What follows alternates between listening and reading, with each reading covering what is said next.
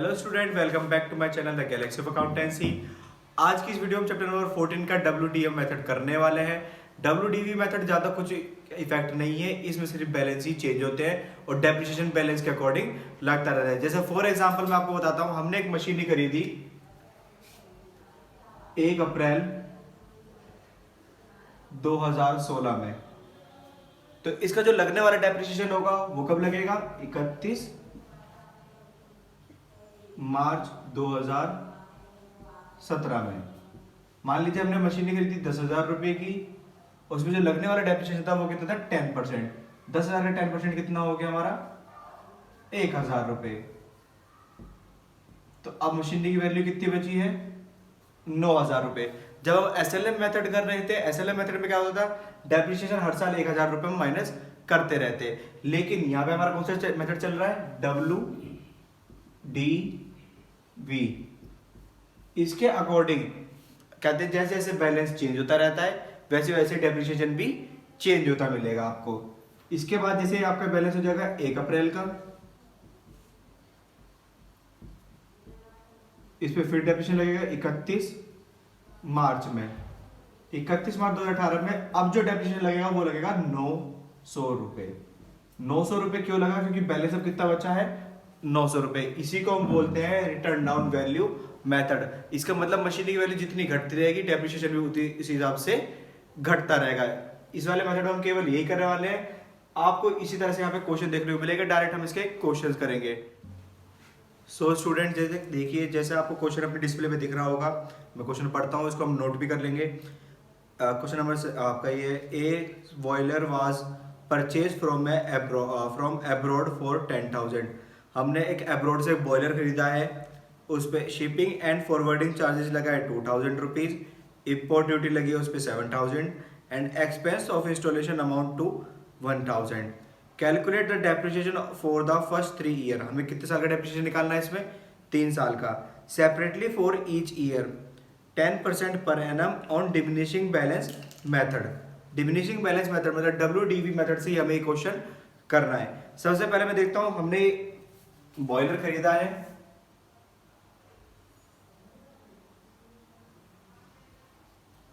यहाँ पे ईयर कहते हैं, डेट दे रखी है, तो सबसे पहले लिखेंगे हम टू बैंक अकाउंट।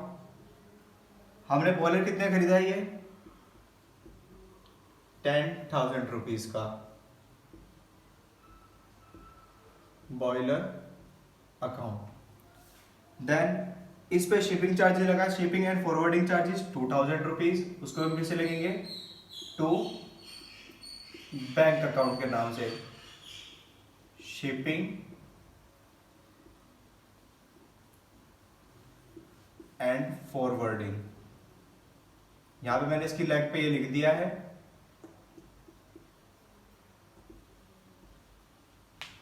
इसके बाद इस मशीनरी पे इंपोर्ट ड्यूटी भी दी गई थी, ये भी इसी के अंदर इंक्लूड हो जाएगी।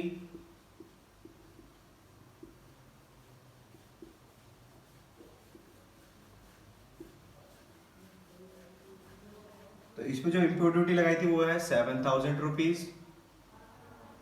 इसके आगे एक्सपेंस फॉर इंस्टॉलेशन, इंस्टॉलेशन में भी कितना रुपए खर्च करेंगे इस पे?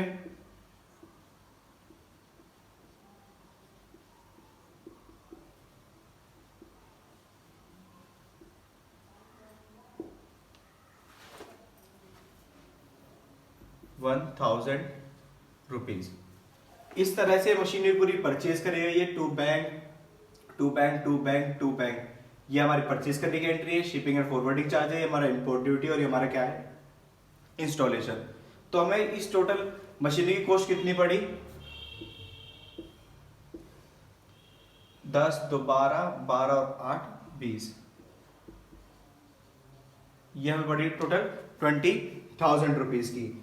इसमें बता रखा है डेप्रिसिएशन कितना है? 10% पर एनम का। अब देखिए 10% पर एनम का हम इसमें डेप्रिसिएशन लगाते रहेंगे। किस तरह से? सबसे पहले लगेगा इसमें जब फर्स्ट ईयर कंप्लीट होगा ये बाय डेप्रिसिएशन 20,000 का जो 10% डेप्रिसिएशन होगा वो कितना होगा हमारा यहाँ पे? 2,000 रुपीज। बाकी जो बचेगा वो हमारा जाएगा बाय बैलेंस सीडी 18,000 रुपए। इसको टोटल कर लेते हैं।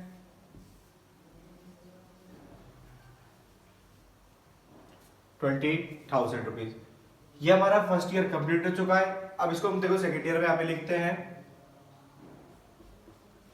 जो आपको दे रहा बाय बैलेंस सीडी, यहाँ पे आगे क्या बन जाएगा, ये टू बैलेंस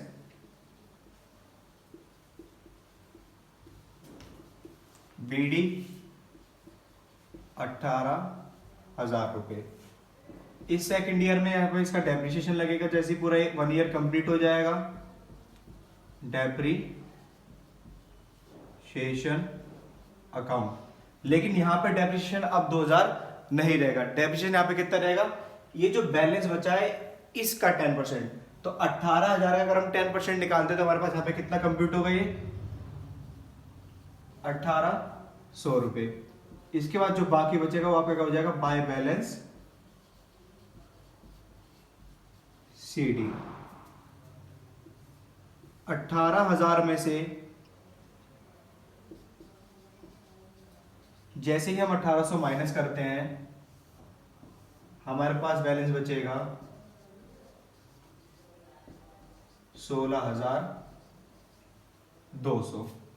अब ये 16,200 हम यहां पे उतार लेंगे। टू बैलेंस बीडी के नाम से, ये हमारा थर्ड ईयर है। इन्होंने 3 साल का ही अकाउंट मांगा था, 3 साल का अकाउंट हम बनाने जा रहे हैं पूरा टोटल कंप्लीट। 16,200 का थर्ड ईयर में जो हमारा डेप्रिसिएशन लगेगा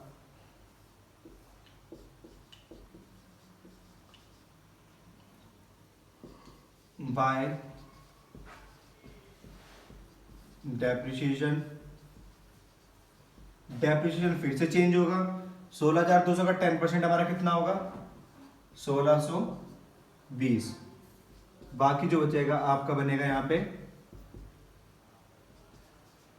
बाय बैलेंस सीडी। अब देखिए यहां पे टोटल बैलेंस कितना था, ये 16,200। 16,200 में से 1620 माइनस कर देंगे।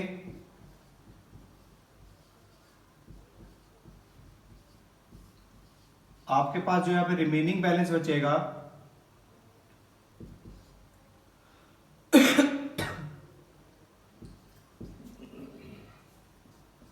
14,580, 14,580।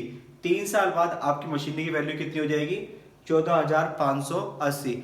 अगर यही हम एसएलएम मेथड से चल रहे होते तो 3 साल में हमारा डेप्रिसिएशन 2000 के हिसाब से कितना लग चुका होता, 6,000 रुपए। तो इसका मतलब 20,000 की मशीनरी की वैल्यू हमारी कितनी बचती, कहीं ना कहीं हमारी बचती 14,000 रुपए। लेकिन जब हमने WDV लगाया, WDV के अकॉर्डिंग हमारा वैल्यू कितनी बच रही है यहाँ पे, 14,580। इससे मशीनरी की वैल्यू, जो भी हमारी असेट्स होती है उसकी वैल्यू धीरे धीरे घटती है। ये हमारा यहाँ पे क्वेश्चन कंप्लीट हो चुका है, आप इसे नोट कर सकते हैं। तो चलिए अब इसमें एक क्वेश्चन और स्टार्ट करते हैं हम। ये आपके लिए क्वेश्चन है, मैं क्वेश्चन को पढ़ता हूँ। Babu purchase on a 1 April 2070 a machine for 6,000। Babu ने एक मशीनरी परचेज करी है कितने की, 6,000 रुपए की, 1 अप्रैल 2017 में।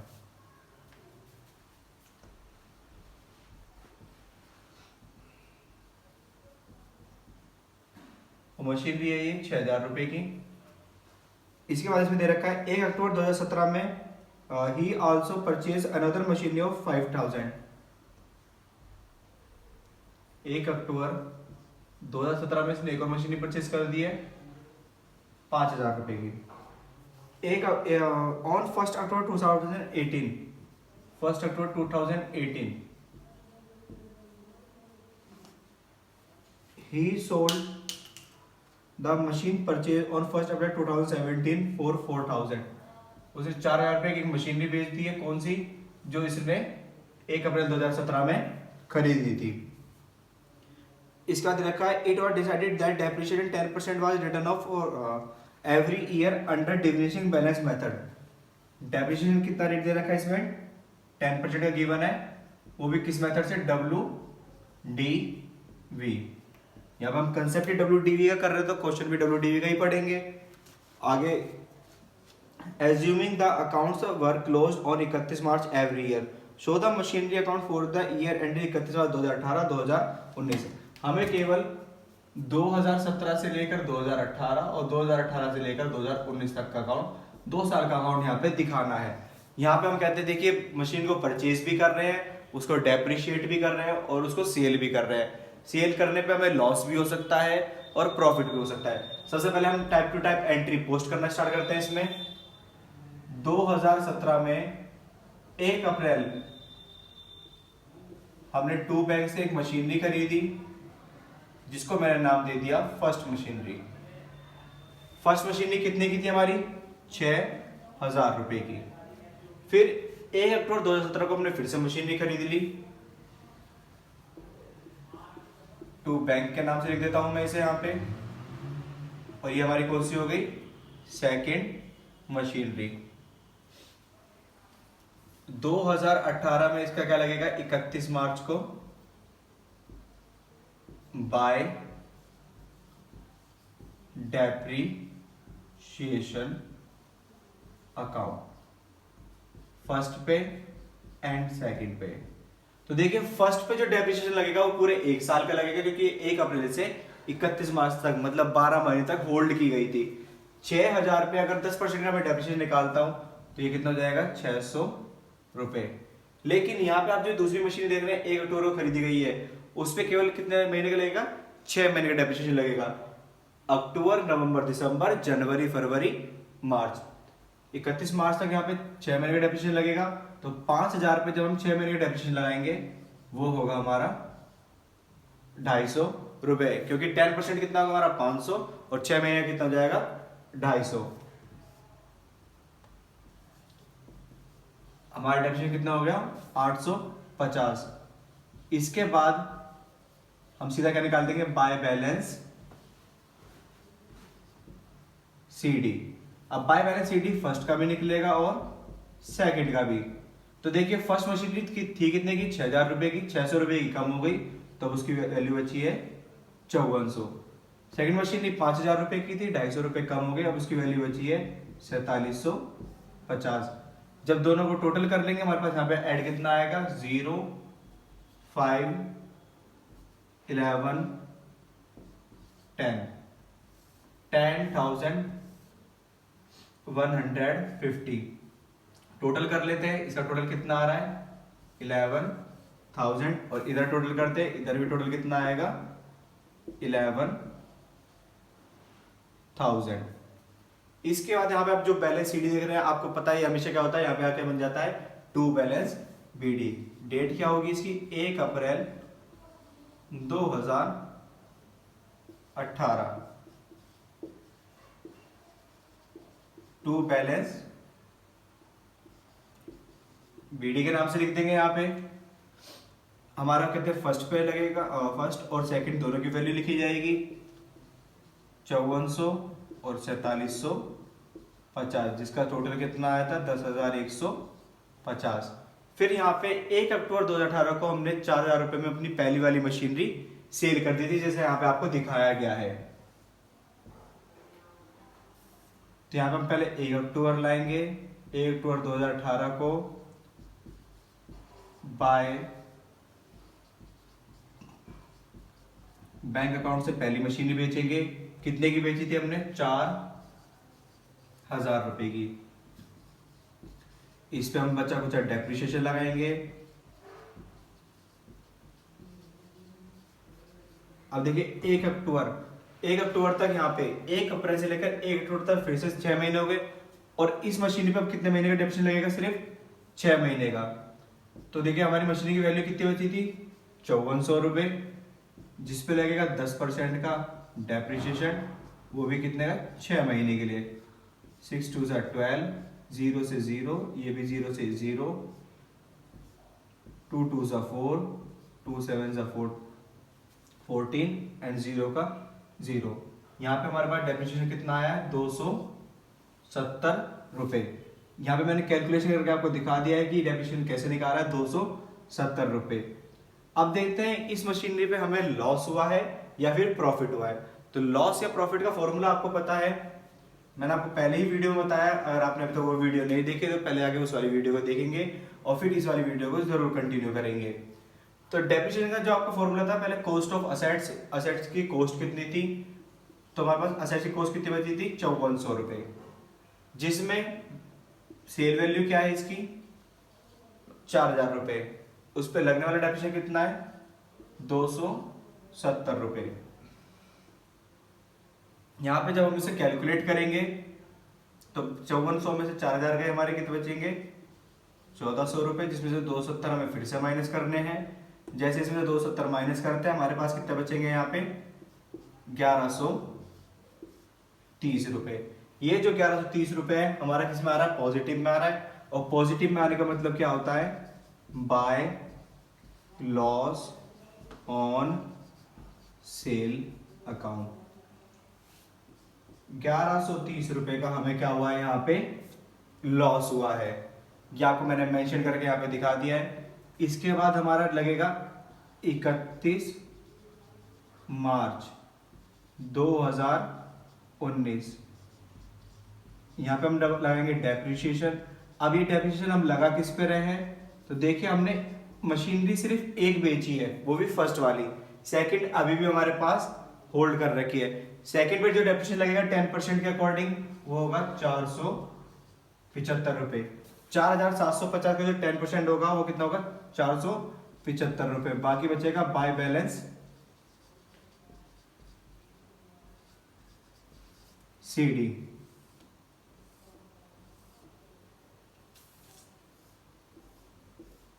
इसका टोटल करते हैं, 11,10,150। इसका टोटल करते हैं बाय बैलेंस सीडी में। आपकी मशीनरी बची थी यहाँ पे 4750 रुपये की, जिसमें 475 रुपये हमें क्या करने हैं, माइनस करने हैं। जो बाकी का बैलेंस बचेगा वही हमारा क्या हो जाएगा, बैलेंस सीडी 4275। अब इसे टोटल कर लेते हैं।